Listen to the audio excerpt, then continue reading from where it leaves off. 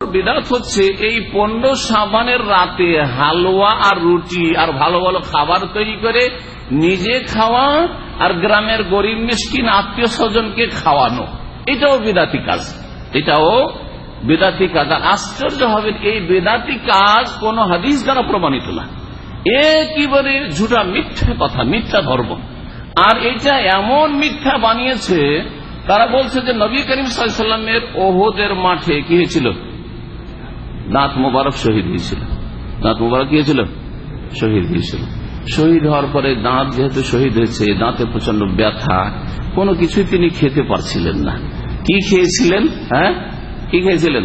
বলছে হালুয়া খেয়েছেন। হালুয়া খাওয়া সহজ, গিললে হয়ে যায়, হালুয়া খেয়েছিলেন। তো এই জন্য এই হালুয়া খেয়েছেন নবী সাল্লাল্লাহু আলাইহি ওয়াসাল্লাম, সেজন্য আমরাও কি করছি, হালুয়া খাচ্ছি।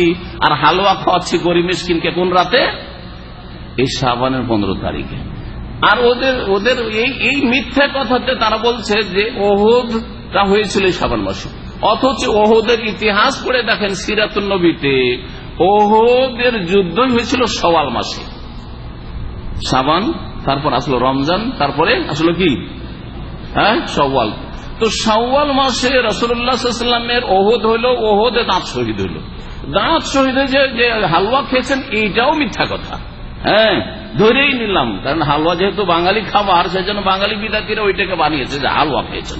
আচ্ছা, হালুয়া যদি খেয়ে থাকেন, ধরেই নিলাম, তো নবী কখন খেয়েছেন? দাঁত ভাঙার 2 মাস আগে না দাঁত ভাঙার পরে? দাঁত ভাঙার 2 মাস আগে হালুয়া খেয়েছেন না দাঁত ভাঙার পরে? যদি খেয়ে থাকেন তো দাঁত ভাঙার পরে খেয়েছেন, তাই না?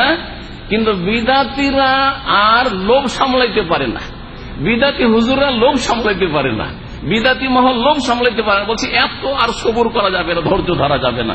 2 মাস আগেই হালুয়া খেয়ে বসছে, 2 মাস আগেই হালুয়া খেয়ে বসছে। এটা চান